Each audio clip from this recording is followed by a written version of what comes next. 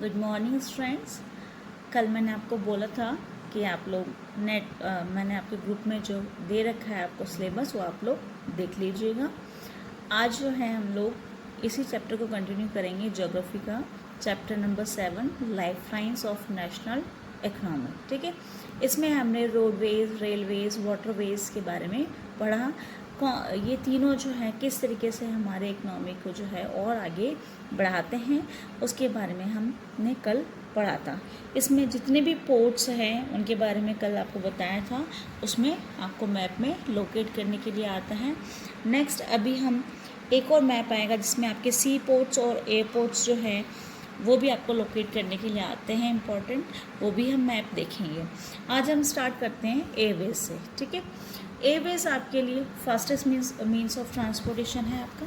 The Airways, the air travel today is the fastest, most comfortable and prestigious mode of transportation. आपने देखा कि ये आपके लिए फास्टेस्ट मोड ऑफ ट्रांसपोर्टेशन है, कंफर्टेबल भी है। It can cover very difficult terrains like high mountains, dreary deserts, dense forests and also long oceanic stretches with great ease. इतनी आसानी से ये आपको जो है, चाहे कोई सा भी रीज़न हो, चाहे आपके घने जंगल हो या कि माउंटेन्स हो, कोई सा भी रीज़न हो, वहाँ पे आपको ये जो है अवेलेबल करवा देता है वहाँ तक पहुँचाने के लिए, ट्रांसपोर्टेशन करने के लिए, चाहे वो ओशन के पार करके हो या आपके किसी भी रीजन में हो। Clear? Think of the north eastern part of the country marked with the presence of big reverse. आप देखिए कि आपके नॉर्थ ईस्टर्न पार्ट में हम देखें तो आपकी कितनी बड़ी बड़ी नदियाँ होती है। डिस्ट्रक्टेड रिलीफ होता है जो कि बिल्कुल अलग थलग होता है, बहुत घने जंगल होते हैं एंड फ्रिक्वेंट फ्लड्स जहाँ पे आते हैं।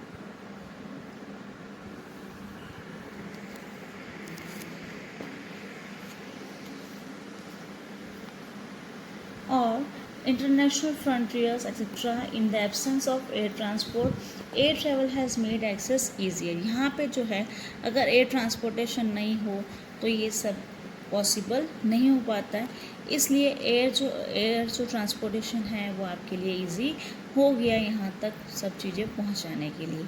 The air transport was nationalise इन 1953। इस एयर ट्रांसपोर्टेशन को जो है नेशनलाइज, राष्ट्रीयकरण किया गया 1953 में। ठीक है, ये अंडरलाइन कर लीजिएगा आप लोग। On the operational side, Indian airlines alliance air subsidiary of Indian airlines, private scheduled airlines and non scheduled operators provide domestic air services. इनके अलावा आपके जो घरेलू उड़ानें होती हैं वो भी आपके लिए अवेलेबल हैं। और Air India provides international air services, Pawan Hans helicopter limited. ये लोग आपको जो है आपके जो एयर इंडिया आपको इंटरनेशनल एयर सर्विसेज देती है और पवन हंस हेलीकॉप्टर लिमिटेड जो है आपको हेलीकॉप्टर सर्विसेज देती हैं। किसके लिए? ऑयल और नेचुरल गैस कॉरपोरेशन के लिए।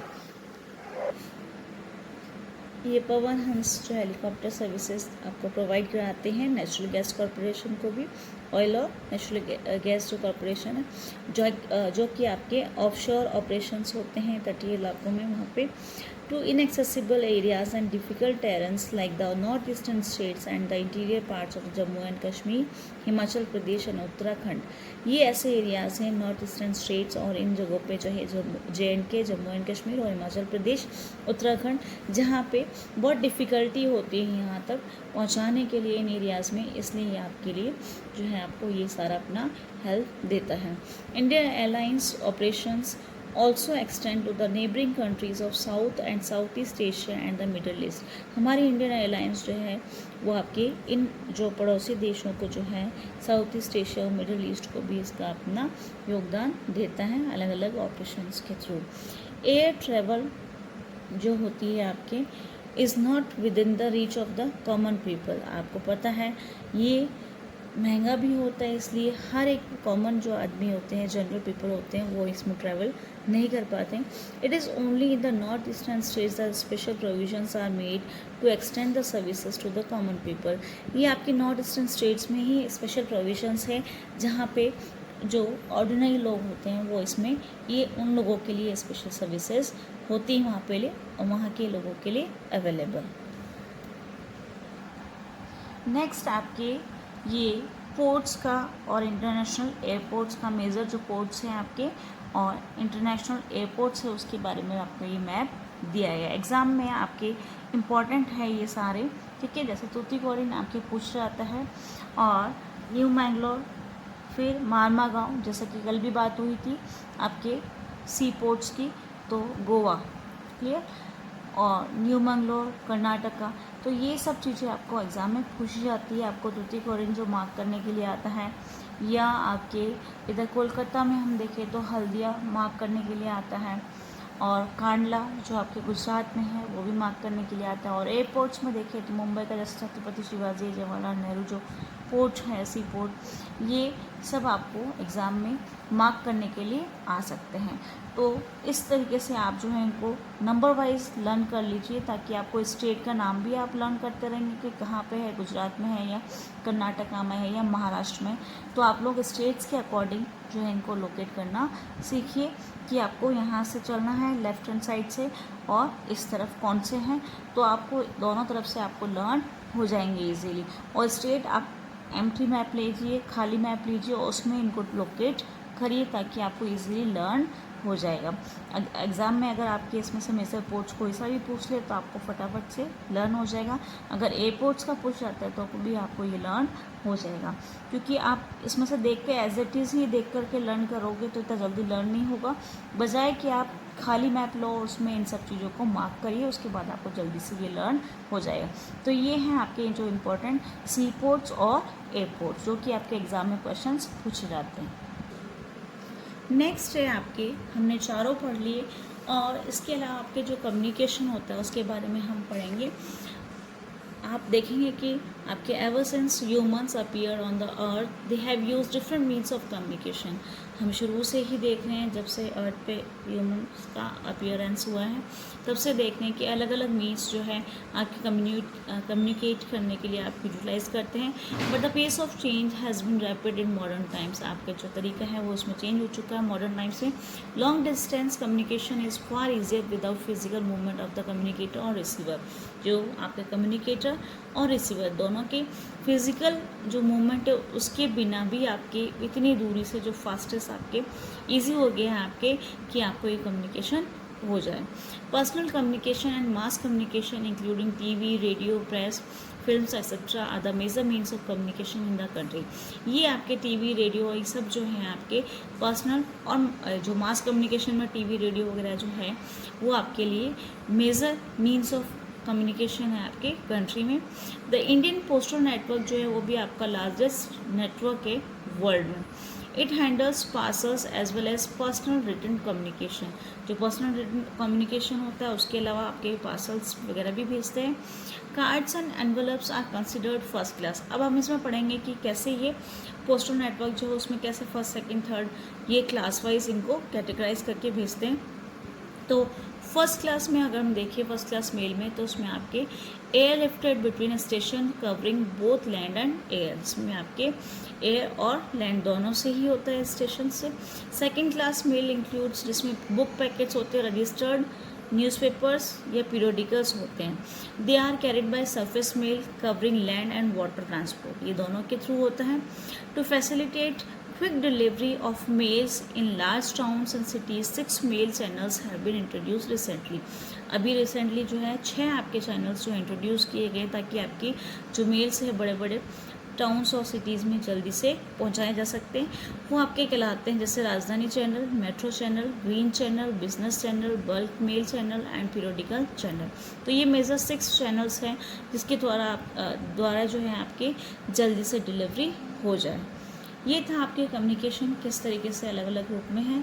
नेक्स्ट आपके हम एसटीडी के बारे में पढ़ेंगे कि इंडिया में जो है लार्जेस्ट टेलीकॉम नेटवर्क है आपके इंडिया का, जो कि एशिया में excluding urban places more than 2/3 of the village in India have already been covered with the subscriber trunk dialling, जिसको हम एसटीडी बोलते हैं। आपने देखा होगा कभी आप फ़ोन वाली जो दुकान होती है वहाँ पे आप देखेंगे एसटीडी, आईएसडी इस तरीके से लिखा होता है। तो ये जो है सब्सक्राइबर ट्रंक डायलिंग जो है आपके लिए कवर करता है इतने विलेजेस को आपके टेलीफोन फैसिलिटी से कनेक्ट करने के लिए।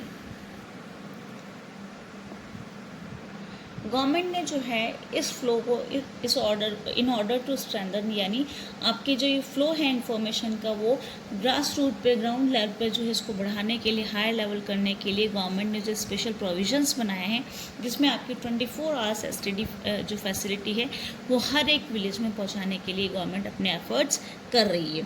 यहाँ पे जो there is a uniform rate of STD facilities all over India, एक यूनिफॉर्मिटी है आपकी एसटीडी फैसिलिटीज़ में ऑल ओवर इंडिया में। It has been made possible by integrating the development in space technology with communication technology. ये जो आपका development है आपके स्पेस टेक्नोलॉजी और कम्युनिकेशन टेक्नोलॉजी, इनके इंटीग्रेशन की वजह से ही, एक सूत्र में बनने की वजह से, इनकी एकता की वजह से ही आपका ये डेवलपमेंट आगे बढ़ रहा है।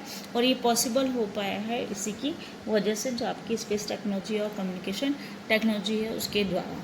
मास कम्युनिकेशन जो आपको एंटरटेनमेंट भी देती है और अवेयर भी करती है आपको, लोगों को, about various national programmes and policies. जो गवर्नमेंट की पॉलिसीज़ या नेशनल प्रोग्राम्स हैं उनके द्वारा में आपको जानकारी देते हैं मास कम्युनिकेशन के through. It includes mass communication में आपने पढ़ा था, छोटी क्लासेस से पढ़ के आ रहे हैं कि बड़े पैमाने पर अगर एक साथ सभी लोगों को अगर कम्युनिकेट करना है तो मास कम्युनिकेशन में आता है। तो उसमें से आपके रेडियो और टीवी, न्यूज़पेपर, मैगजीन्स, बुक्स और फिल्म्स जो है आपको मास कम्युनिकेशन के ये मीन्स हैं, इनके द्वारा लोगों को ये जानकारी दी जाती है।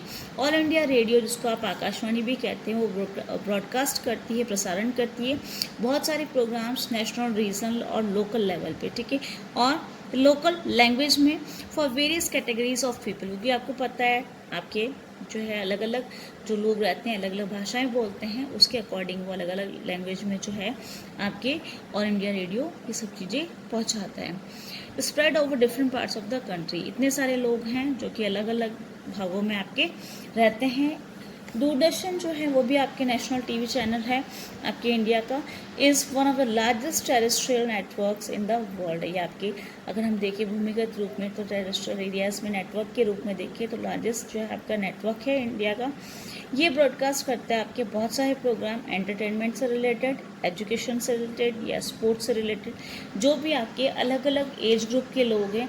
आपने देखा होगा हर एक व्यक्ति के लिए, चाहे किसानों के लिए, चाहे बच्चों के लिए, चाहे एजुकेशन को लेकर के या स्पोर्ट्स को लेकर के, हर एक चीज़ को वो लोग प्रसारण करते हैं, ब्रॉडकास्ट करते हैं। तो ये था कि टीवी, रेडियो, सब लोग जो है कम्युनिकेशन के द्वारा जो है एंटरटेनमेंट भी आपका करते हैं, अवेयरनेस भी आपको देते हैं, यानी आपको सब चीज़ें, नई नई चीज़ें, पॉलिसीज़ और जो है उसके बारे में आपको जानकारी मिलती है। India publishes a large number of newspapers and periodicals annually. आपने देखा होगा इंडिया में पब्लिकेशन भी होता है न्यूज़पेपर्स और पीरियडिकल्स का annually. They are different types of depending upon their periodicity, उनके टाइम पीरियड या पीरियडिकल्स जिस तरीके से है वो डिपेंड करता है, अलग अलग टाइप्स हैं उनके पीरियड्स के according. Newspapers are published in about 100 languages and dialects, अलग अलग जो भाषाएं, 100 भाषाओं में, और जो आपके डायलैक्ट्स, जो बोलियां हैं, उसमें ये पब्लिश होते हैं।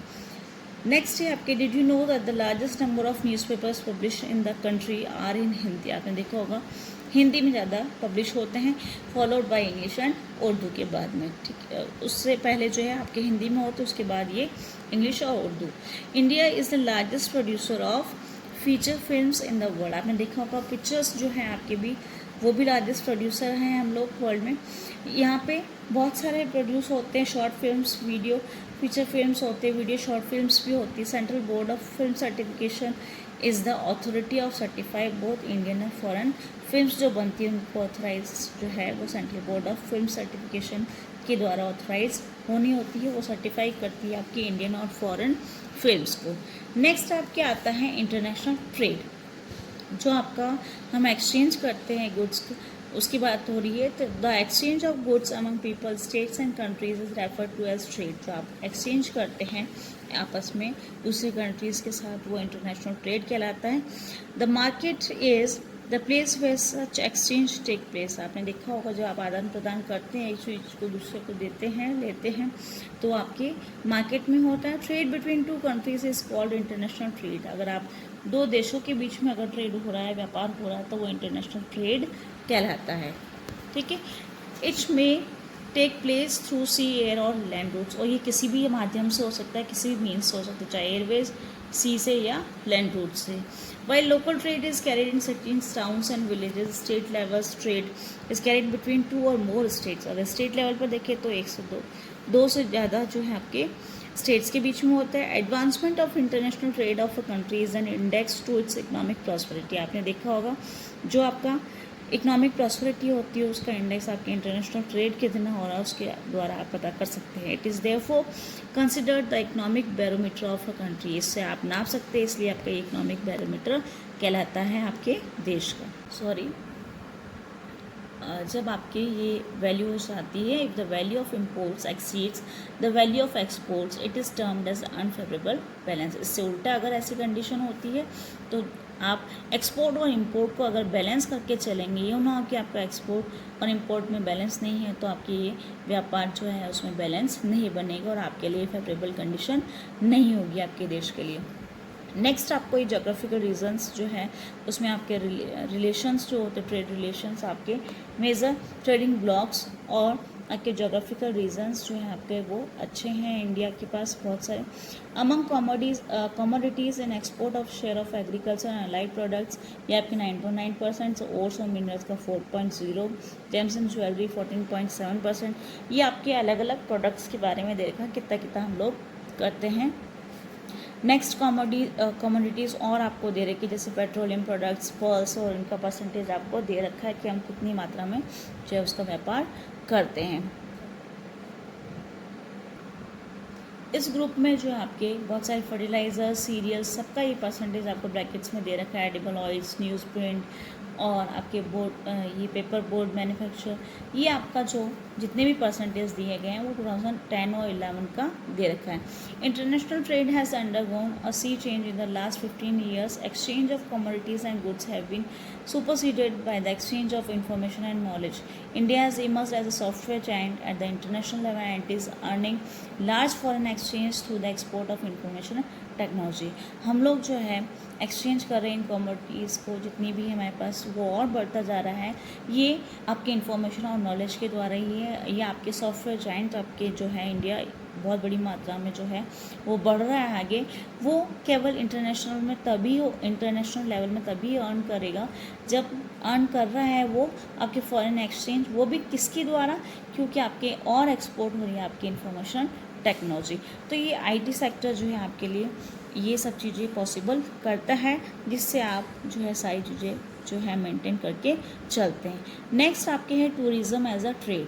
टूरिज़्म जो है आपके जो विदेशी आते हैं आपके यहाँ पे घूमने के लिए वो आपके लिए फ़ायदेमंद होता है. इस पे आपके शॉर्ट क्वेश्चंस बनता है टूरिज़्म पे कि tourism in India has grown substantially over the last 3 decades. अगर हम 3 दशकों से देखें तो ये और बढ़ता जा रहा है.